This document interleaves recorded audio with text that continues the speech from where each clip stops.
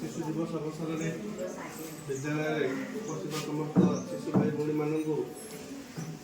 शुभेच्छा जनाऊँ। ता सहित ये दिवस में उपस्थित आम विद्यालय प्रधान शिक्षक महोदय एवं अन्यान्य आम शिक्षक बंधु तथा दीदी मान स्वागत जनाई आज कार्यक्रम को आरंभ करवा। कार्यक्रम प्रथमार्धे प्रथमे आम प्रदीप प्रज्वलन करने आम विद्यालय प्रधान शिक्षक श्री भास्कर गुरु को अनुरोध करें। दीपं ज्योति परं ज्योति दीपं ज्योति जनार्दन दीपं हरतु मे पापं दीपं ज्योति नमस्तुते सुख संपदा देश बुद्धि विनाशाय आत्मज्योति नमस्तुते आत्मज्योति प्रदीप्ताय ब्रह्मज्योति नमस्तुते ब्रह्मज्योति नमस्तुते।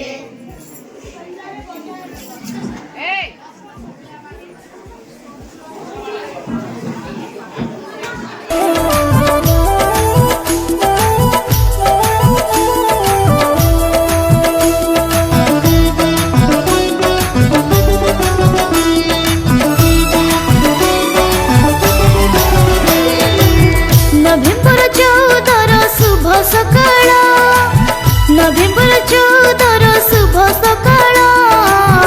आम पायाणी दे खुशी सकाळ आम पायाणी दे खुशी सकाळ नाची गाइबा आनंद होई देव सभी कान रे कही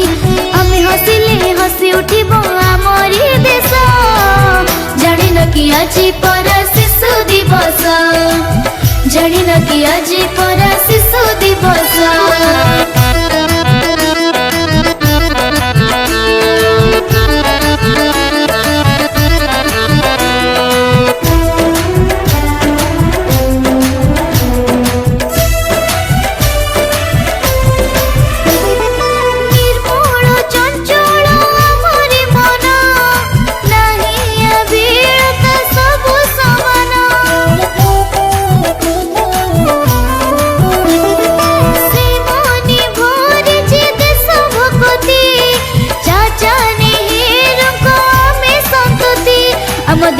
आमे गढ़ीबू तनु प्रगति पथरे नेबू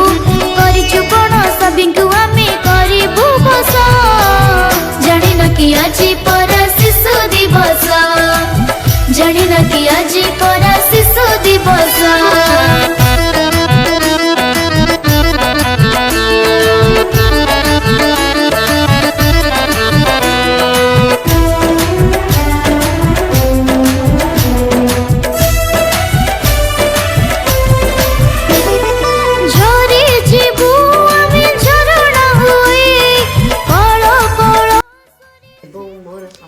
शिक्षक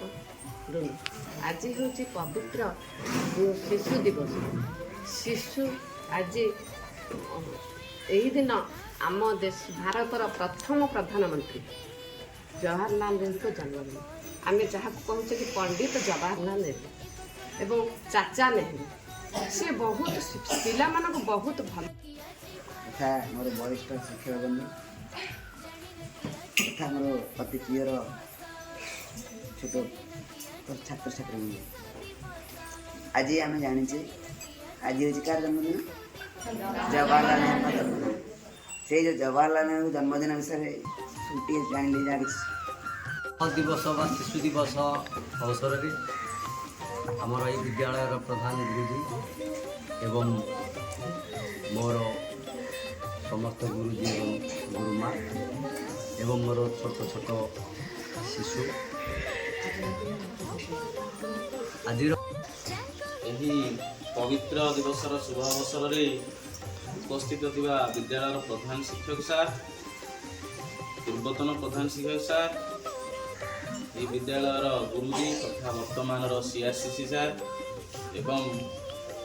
गुरुमा एवं अन्य शिक्षक वृंद ता सहित सम्मुखें बसी अति स्नेहर ଶ୍ରଦ୍ଧାର ଛାତ୍ରଛାତ୍ରୀ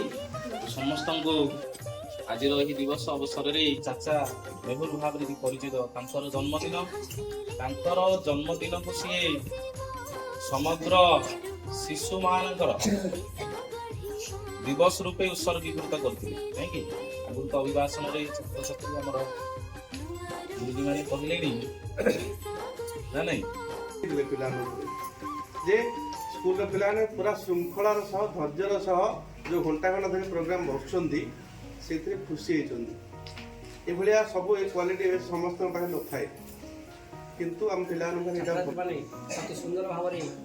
ପୁଙ୍ଖାନୁପୁଙ୍ଖ ଭାବରେ ପ୍ରତ୍ୟେକ ଆଙ୍ଗେଲକୁ ଦୃଷ୍ଟି ରଖି ବହୁତ ଗୁଡ଼ିଏ ଉଦାହରଣ କରିଛନ୍ତି ଯାହାଦ୍ୱାରା କି ଏ ସବୁର ଉଦାହରଣର ମୁଖ୍ୟ କାରଣ ହେଲା ପରିଶ୍ରମ। ରମେଶ ସାର୍ କେତେ ସୁନ୍ଦର ଗୋଟିଏ ଉଦାହରଣ ଦେଲେ ଯେ ଆମ ସମ୍ମୁଖରେ ବସିଥିବା ବିବେକାନନ୍ଦ ସାର୍ଙ୍କର ଏବଂ ହର୍ଷ ସାର୍